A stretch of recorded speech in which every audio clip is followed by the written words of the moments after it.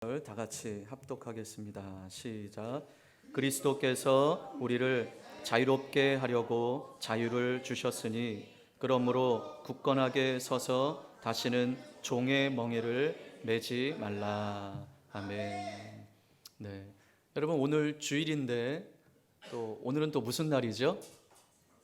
네, 오늘 3.1절입니다. 네, 오늘은 3.1 운동이 일어난 지 107주년이 된 해입니다. 벌써 107년이라는 시간이 흘렀어요. 1919년 3월 1일 일제 식민 통치에 항거하여서 자주독립을 선언하고 비폭력 또 운동으로 일어났던 만세운동이 그날 오늘 107년 전에 오늘 일어났던 날입니다.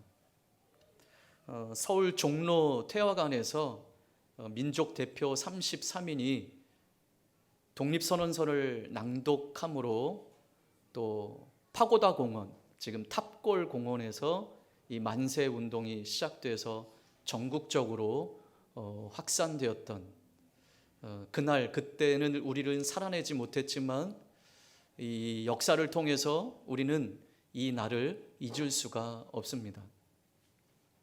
하나님은 억압과 불의와 탄압 속에서 고통하는 당신의 백성들의 소리를 들으시는 분이십니다. 하나님은 우리의 마음을, 우리의 형편과 처지를 아시는 분이십니다.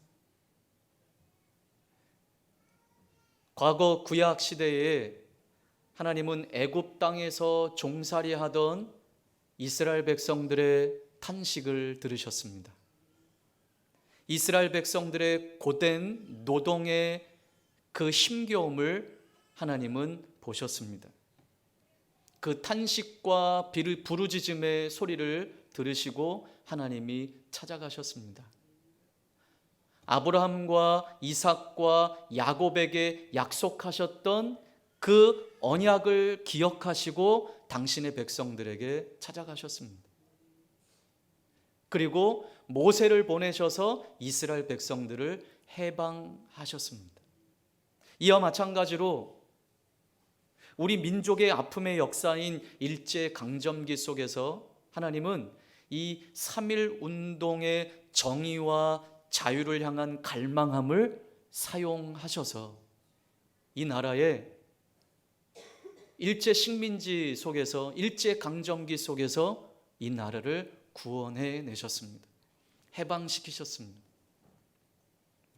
우리가 기억하는 유관순 열사와 또 수많은 독립운동가들, 이름 없이 헌신했던 우리의 선조들, 그리고 믿음의 선배들의 그 기도와 또 믿음의 결단과 행위를 통해서 하나님은 이 나라 가운데 은혜를 베풀어 주셨습니다.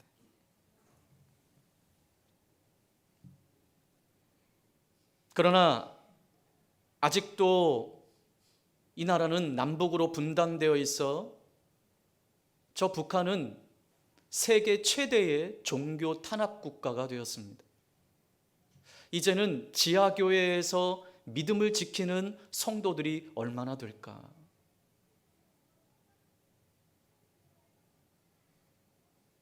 그런데 그 북한의 그 주민들은 지금 오늘도 그 성도들은 남한의 백성들을 위해서, 이 국민들을 위해서 기도하고 있다고 하죠.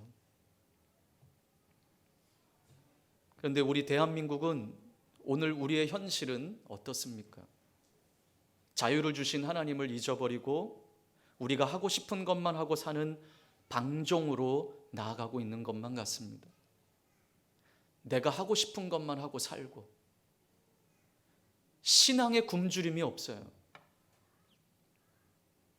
오늘도 북한 우리 믿음의 사람들은 목숨 걸고 이 신앙을 지하교회에서 지키고 있다고 하는데 중국도 마찬가지고, 근데 우리는 지금 이 독립운동의 107년이 지난 이 때에도 그렇고 6.25 전쟁을 겪었던 이 나라, 우리는 어떻게 이 나라를 지켜가고 있습니까? 자유를 주신 그 하나님을 벌써 잊어버렸습니다. 우리가 하고 싶은 것만 하고 내가 믿고 싶은 것만 믿고 그렇게 우리는 신앙생활하고 있습니다. 수없이 말씀이 들려지지만 그 말씀이 내 가슴을 움직이지 못하고 여전히 삶에 찌들리고 그래서 하나님을 잊어버린 백성이 점점 되어가고 있습니다. 하나님의 교회가 무너지고 있고 하나님의 종들이 무너지고 있고 성도들은 둘째 치더라도 이 땅에 종교인들이 무너지고 있는 이 현실 속에서 우리는 하나님의 은혜를 잊어버린 민족이 되어버렸습니다. 오늘 본문에 갈라디아 교회가 그랬습니다. 일제 식민이 아니라 자유민족임을 선포했던 3.1 운동과 같이 오늘 사도 바울은 동일한 선포를 갈라디아 교회 성도들에게 선포하고 있습니다. 바울과 바나바는 1차 전도 여행을 마치고 안디옥으로 다시 돌아왔습니다. 이게 바울이 안디옥에 머물고 있는 동안에 유대에서 온 자들이 바울이 세운 갈라디아 지역의 교회들을 돌면서 바울이 전한 복음과는 다른 메시지를 전하는 거예요. 바울은요, 율법이 아닌 예수 그리스도의 십자가와 부활, 그 예수 그리스도를 믿는 믿음으로 우리가 구원을 받고 하나님의 자녀가 된다고 전했습니다. 그러나 이에 반해서 유대에서 온 자들은 하나님 백성으로 살려면 예수 그리스도를 믿는 것뿐만 아니라 모세가 전해준 율법도 믿어야 완전해진다고 가르쳤던 거예요. 안타깝게도 갈라디아 교회는 이 바울이 전한 문제, 이 바울이 전한 복음을 잊어버렸다라는 거예요.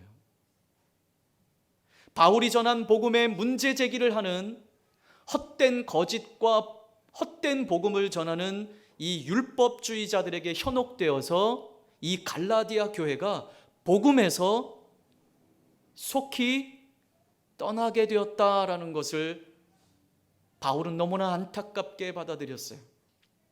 그래서 바울은요, 갈라디아 교회에게 편지를 쓰는 거예요.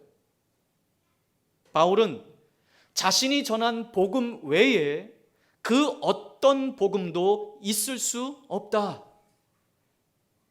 그 어떤 복음도 있을 수 없다. 다른 복음은 없다. 누구든지 다른 복음을 전하면, 내가 전한 복음 외에 다른 복음을 전하면 하늘의 천사라 할지라도 저주를 받을 것이라고 경고하면서 격양된 말로 편지 서두부터 강력하게 경고하고 있는 것입니다. 그러면서 오늘 이 편지를 마무리하며 오늘 이 5장 1절, 오늘 이 본문 말씀에서 사도 바울은 이렇게 선포하는 거예요. 다시 한번 같이 읽겠습니다. 시작. 그리스도께서 우리를 자유롭게 하려고 자유를 주셨으니 그러므로 굳건하게 서서 다시는 종의 멍에를 매지 말라. 우리는 십자가에서 죽으시고 다시 사신 예수 그리스도의 은혜로 주신 자유를 얻은 사람들이에요. 그 옛 율법에서 벗어나 주님이 주신 자유함을 누리는 자들이에요. 그런데 우리가 다시 율법으로 돌아가서 율법을 행할 의무를 가진다면 그리스도 안에서 누리는 이 자유는 잃어버리게 된다라는 것이에요. 왜냐하면 율법으로 돌아가면 어떤 전제 조건이 있느냐?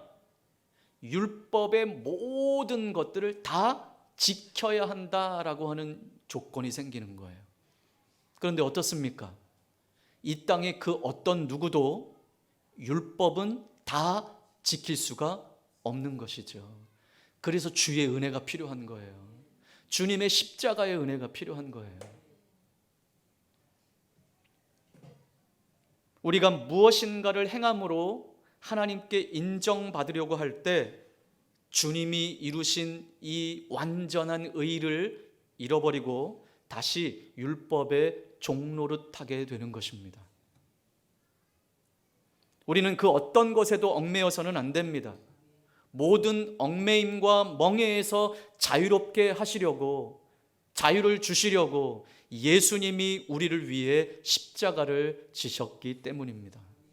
그래서 오늘 사도 바울은 예수 그리스도께서 우리를 죄에서 해방시켜 자유롭게 하려고 자유를 주셨다라고 선포합니다. 그러니 굳건하게 서서 다시는 종의 멍에를 매지 말라고 선포하는 거예요. 여러분, 우리의 신앙생활은요, 무엇인가를 지키고 안 지키고의 문제가 아니에요. 우리의 신앙생활은 무엇을 하고 안 하느냐가 중요한 게 아니에요. 완전히 새로운 삶, 자유로운 삶을 살게 된 것입니다. 여러분, 우리는 예수 그리스도의 십자가의 은혜로 말미암아 죄에서부터 자유함을 얻었습니다. 죄와 두려움에서 자유함을 얻었습니다. 정죄로부터 자유함을 얻었습니다.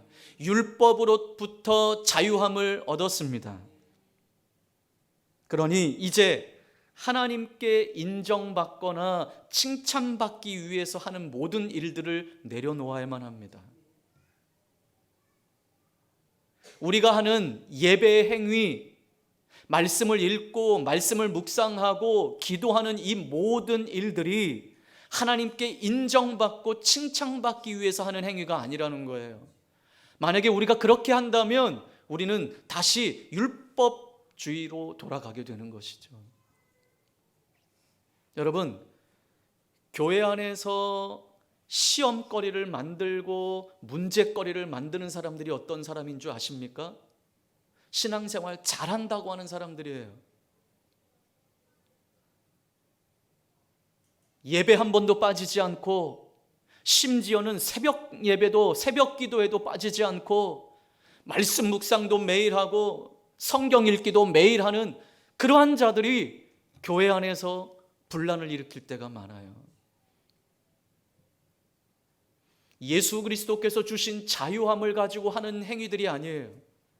그저 누군가에게 인정받고, 교회에게 인정받고, 하나님에게 인정받고 칭찬받기 위해서 하는 행위라면 우리는 은혜로 사는 사람들이 아닌 거예요.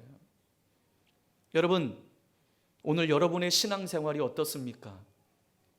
힘드세요? 야, 이렇게 살아가는 게 너무 힘들다. 말씀도 읽어야 하고, 말씀도 묵상해야 하고, 기도도 해야 되고, 예배도 빠지지 말아야 되고, 너무 힘들다. 예, 은혜를 잊어버리니 우리의 신앙생활이 그렇게 힘든 거예요. 의무감처럼 생각되고, 숙제처럼 생각되고, 그러니 하나님 말씀을 들어도 야, 이거 어떻게 사나 힘든 거예요. 그러나 여러분, 나를 위하여 십자가를 지신 주님의 은혜를 생각할 때 우리의 신앙생활은 의무감이 되지 않을 것일 줄 저는 믿습니다. 예수님이 베풀어 주신 십자가의 은혜에 감사하면서 그 은혜를 찬양하는 것이 우리가 해야 할 전부인 것이에요. 우리 삶 속에서 하나님께서 허락하신 진정의 자유의 가치를 지켜내야 할 것입니다. 무엇보다도 우리는 신앙의 자유를 지켜내야 할 줄 믿습니다. 예배의 자유를 지켜내야 할 줄 믿습니다. 여러분, 오늘 우리가 살아가는 이 신앙과 예배의 자유는 거저 주어진 것이 아니에요. 아까 서론에도 같이 말씀을 나누었던 것처럼 하나님께서 허락하신 이 복음과 신앙의 자유는 우리 믿음의 선배들이 목숨 걸고 지켜낸 자유인 것이에요. 값비싼 대가를 치르고 우리에게 주어진 자유인 거예요. 진리를 알지니 진리가 너희를 자유케 한다고 말씀하셨는데, 우리는 어찌 된 것인지 신앙의 연수가 가면 갈수록 어떻게 이 신앙이 부담스러운 것으로 다가오는지 모르겠어요. 왜냐? 아직도 하나님을 모르기 때문에 그래요. 아직도 주님을 모르기 때문에 그래요. 나를 향한 주님의 그 사랑과 그 주님의 은혜를 모르기 때문에 그래요. 여러분, 무엇인가가 우리 마음속에 어렵고 힘들고 의무감으로 다가온다면 우리는 다시 그 모든 것들을 내려놓고 나를 향한 주님의 은혜의 자리로 나아가야 될 줄 믿습니다. 나를 향한 신실하신 주님의 사랑 앞으로 나아가야 될 줄 믿습니다. 우리는 주신 은혜에 감사함으로 이 자유를 누리시기를 바랍니다. 그리고 이 주신 은혜를 다음 세대에게, 우리 자녀 세대에게 믿음과 함께 이 자유를 잘 전해주는 세대가 되기를 주님의 이름으로 축원합니다. 누군가가 이 믿음을 전수해 주는 자들이 있었기에 오늘 우리가 이렇게 신앙생활을 하는 거예요. 참된 자유는 내 마음대로 사는 것이 아니에요. 그러나 안타깝게도 하나님께서 허락해 주신 이 자유가 이제 방종이 되어버리고 말았습니다. 하나님을 떠나 우리 소견에 옳은 대로 살아가고 있습니다. 아무리 하나님 말씀이 우리에게 들려줘도 그것을 인정하지 못해요. 그냥 있는 그대로 받아들이질 못해요. 여러분, 하나님의 은혜 안에 참된 자유함을 누리고 그 은혜로 다음 세대에게 우리의 믿음을 전수해주는 참된 신앙인들이 되기를 주님의 이름으로 축복합니다. 우리가 지금 우리의 믿음과 이 신앙을 지켜내지 못한다면 오늘 우리에게 주어진 이 자유를 또다시 빼앗겨 버릴 줄 모릅니다. 이 신앙의 자유, 이 믿음의 자유, 이 예배의 자유를 빼앗길지 모릅니다. 여러분 보세요. 이제 벌써 몇 년이 지났죠. 코로나 이후에 한국 교회는 무너져 가고 있습니다.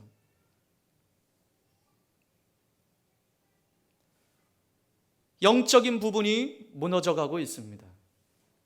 여러분, 우리가 늘 나누는 이야기지만 지난 21대 국회에서 임기 만료로 폐기되었던 포괄적 차별금지법이 지난 1월 9일 정의당 손솔의원에 의해서 다시 대표 발의되었습니다. 여러분, 법안이 발의되었다라고 하는 것은 이제 논의를 통해서 이걸 법제화할 수 있는 길이 열린 거예요. 근데 지난 회기 때는 이것이 폐기되었는데 지난 1월 9일 날 정의당 송솔위원이 대표 발의했어요. 또다시 22대 국회에서 처음 발의된 법안으로 성별, 성적 지향, 학력, 고용 형태 등 다양한 사유를 근거로 이 차별을 금지하고 국가인권위원회에 시정명령 권한을 부여하는 내용을 담고 있습니다. 이미 대한민국에는 우리 여러분이 잘 알고 있는 것처럼 개별적 차별금지법이 충분히 마련되어 있어 포괄적 차별금지법 제정이 필요치 않습니다.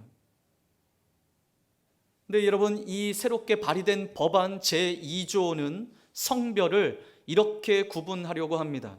여성과 남성 외에 분류할 수 없는 성으로 정의해 제3의 성을 승인하고 성전환 수술 여부와 관계없이 주관적 인식을 따라서 성별을 인정하는 내용을 담고 있어요. 여러분, 이러한 일이 지금 어디에서 일어나고 있습니까? 대한민국 안에서 일어나고 있습니다. 이번 법안이 생물학적 성별 체계를 부정하고 성별 정체성을 법적 권리로 인정함으로써 여성과 아동의 안전을 위협하게 될 것입니다. 또 뿐만 아니라 신앙과 표현의 자유에 대한 위협도 심각한 문제로 지금 거론되고 있습니다. 이 법안이 통과될 경우에 괴롭힘이라는 모호한 개념에 혐오적인 표현을 포함시켜서 교회 강단에서 동성애 설교를 하거나 반동성애 설교를 하거나 또 성도들이 일반 사회에서 비판적 의견조차 낸다면 이것을 차별로 이야기해서 금지될 위기에 처할 것이라고 교계에서는 우려하고 있습니다. 또 법리적 측면에서의 독소 조항도 있습니다. 차별 금지 법안은 가해자로 지목된 자가, 다시 말해서 당신 혐오스러운 발언을 했습니다 라고 가해자가 된다면 이 가해자는 스스로 차별 행위가 없음을 인정해야만 하는 입증 책임의 전환을 도입하겠다고 합니다. 그러니 여러분, 성도가 반동성애 이야기를 한다면, 그것이 만약에 고발이 된다면 이것을 입증하는 일은 고발을 당한 가해자가 입증을 해야 한다라고 이야기를 하고 있어요. 자, 이단과 사이비의 교리적 허구성을 지적하는 정당한 비판조차도 혐오 표현이나 괴롭힘으로 매도해 처벌하게 된다는 것입니다. 이는 결국 사이비 종교들에게 날개를 달아주는 역차별법이 되고 말 거예요. 자, 또한 최근 정치권을 중심으로 추진되고 있는 각종 종교 관련 입법 행보에 대해서도 한국 교회가 반발하고 있습니다. 2026년 들어서 이 정부 차원에서 정교 분리 원칙 확립과 반사회적 종교 집단에 대한 엄정한 법 집행을 하겠다고 국정 기조로 내세웠습니다. 국회에서 관련 법안들이 잇따라 발의되고 있습니다. 자, 이와 같은 움직임은 통일교와 신천지에 의해서 이와 같은 움직임이 일어났어요. 자, 이단이 이러한 일로 인해서 파해지는 것은 좋은 일이지만 자칫 정통 기독교가 이러한 입법을 통해서 탄압이 되고 신앙의 자유를 침해받을 요소가 있다라는 것입니다. 그래서 지난 한국교회 총연합회는 성명을 발표했습니다. 반사회적 집단에 대한 법적 제재는 국가의 당연한 책무이지만 현재 상정된 법안들은 정통교회의 건전한 비판 기능을 위축시키고 있다, 이렇게 한교총에서는 발표했습니다. 여러분, 우리는 또 우리 교회는 이러한 일에 있어 우리는 지금 기도하고 있습니다. 그러나 이것을 끊임없이 우리가 인식하지 않는다면 나라 안에 어떠한 영적인 흐름이 이어지고 있는지 우리는 알지 못하게 될 것입니다. 그런데도 여전히 성도들은 마치 노아와 시대처럼 시집가고 장가가고 자기들이 먹고 즐기는 일에만, 이 땅에서 마치 영원히 살 것처럼 그렇게 살아가고 있습니다. 여러분, 우리에게 주어진 이 은혜를 여러분은 어떻게 간직하고 계십니까? 나 한 사람을 구원하기 위해 하늘 보좌를 버리시고 이 땅에 오셔서 십자가를 지신 그 십자가의 은혜를 우리는 어떻게 간직하고 계십니까? 또 그 은혜를 우리는 어떻게 지키며 우리 자녀 세대들에게 믿음을 전수하고 있습니까?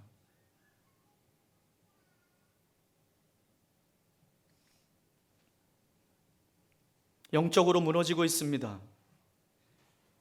신앙의 선배들의 값비싼 대가를 치른 이 나라의 자유 또한 우리는 잊어버리고 있습니다. 역사를 잊은 민족에게는 미래가 없다라고 하는 말 여러분 들어보셨을 것입니다. 윈스턴 처칠도 그와 같은 비슷한 말을 했습니다. 과거를 잊은 국민에게는 미래가 없다. 조지 산타야는 과거를 기억하지 못하는 이들은 과거를 반복하기 마련이다.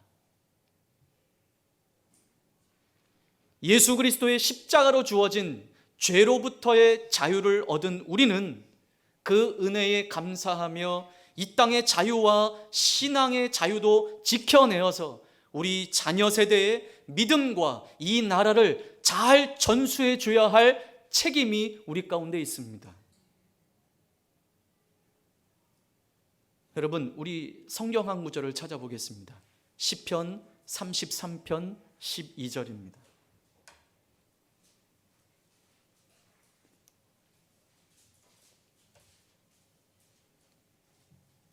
시편 33편 12절 시작.